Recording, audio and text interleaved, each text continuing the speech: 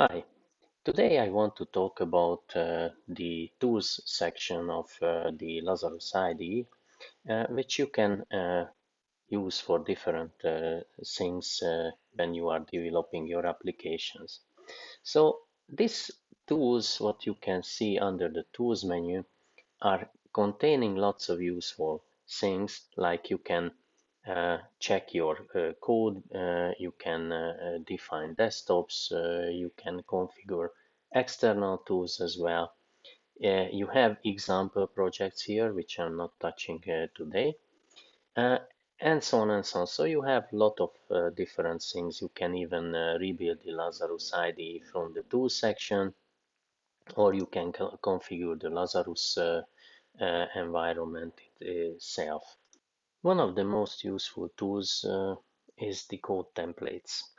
So when you define code templates, you can simplify your work or you can speed up your work by using abbreviations for certain blocks, what you define in the code templates. So as you can see, in the IDE, there are already built-in code templates what you can start to use. However, these are typically not set up for auto-completion.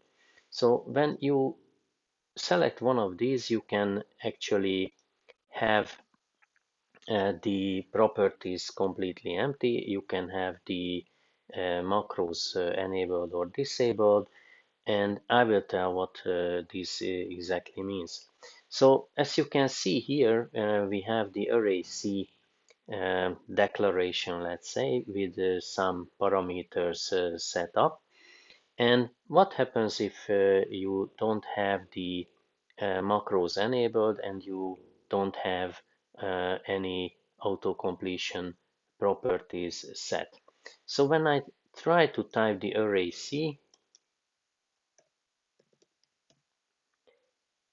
and try to press the space or I press the tab or I try to complete this line or press an enter, nothing happens basically.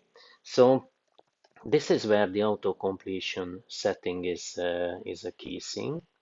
So now let's go back to the array C and let's say we use the line break for the auto completion. So now I type array C and then I press an enter, which is the line break. And as you can see, the template is entered, and you can see also the parameters just copied in as it was defined in the template. So actually, to get this template on a proper way, we need to set at first one thing. So as you could see, there is a template property which say do not add character. As you could see when I type the template and I press the enter, actually the last part of the template was completely broken. So partially the template was written into a new line. So now let's set the do not add character. So now when I try to type the array C and press the enter, then the template is appearing properly. However, the parameters are still just appearing as they said. But actually, this template is not like this. It should actually show the parameters what you need to set. So how you can do this is basically you go back again to the code templates and set the macros enabled, and this will make sure that actually those macros what you were writing in, because this parameter setting is a kind of macro here, and this will act on a way that this will actually show the parameter itself, which you type inside the parentheses um, into the template, and basically it will replace the param macro command with the parameter itself, which is inside here. So now when I'm going back, and let's delete this line and start to type again array C. And when I press the enter, you can see that the template is appearing on the right way. So basically I have the two parameters inside the array brackets, let's say, and I can now start to type the parameter itself, like I put here 12, doesn't matter really. And how you can jump between the parameters while you are typing and you are not finishing the editing. You can jump between the parameters with a tab, or with a shift tab you can go back in the parameters. But once you go to the end, so even here you can type these will be integer. So then I already did the job. And when I jump out from the template, I cannot go back anymore. So when you finish with the last parameter entered, then you basically finished with the setting, and then you can continue to type your own code.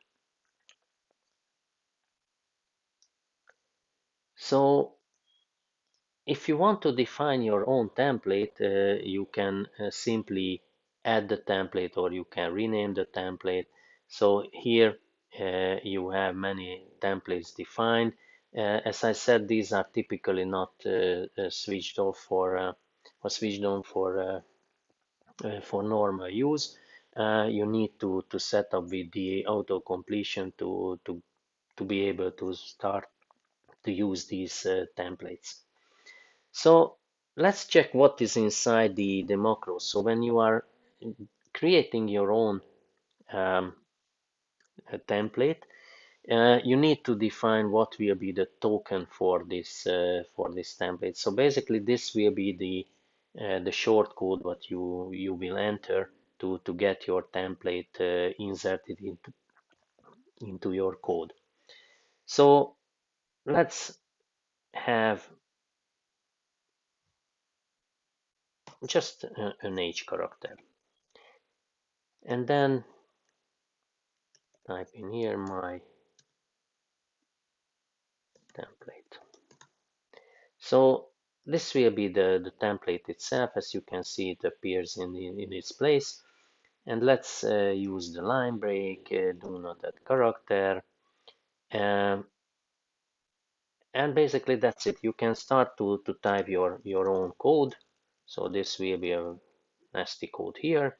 And you can also insert macros. And what these macros are doing, these are actually giving you some keywords, let's say, what you can enter into your code.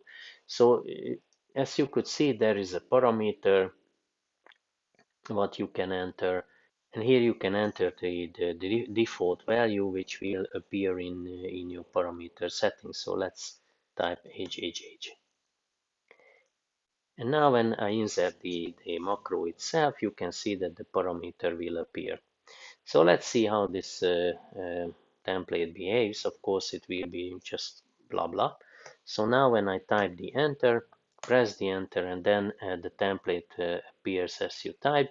And here the HHH can be changed to GGG. So now you can see how you can basically create your template. Of course, the template should be a meaningful template, not just a stupid thing what I was entering here. So let's go back and let's delete this template. Of course, you can rename it if you want. So basically, you can change the token itself, or you can change the comment, but let's delete it for now. Okay, so you can also have, as you could see, you can have other things here. Uppercase string, lowercase string, paste from the clipboard, um, and so on. So basically, you can use many other command parameters, let's say, for your template. As you can see, you can insert the procedure head, procedure name.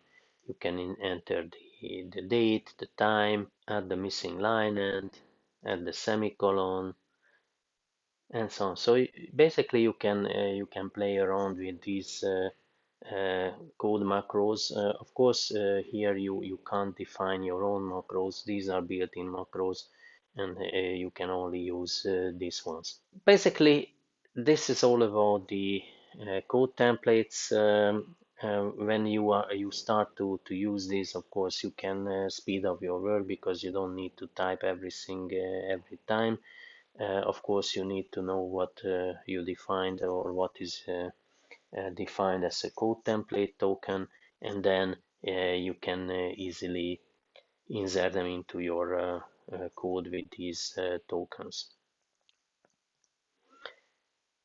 Okay, that's all for today. I hope you enjoyed this short tutorial, and if so, then please don't forget to subscribe to my channel. With this, I wish you happy coding and see you next time.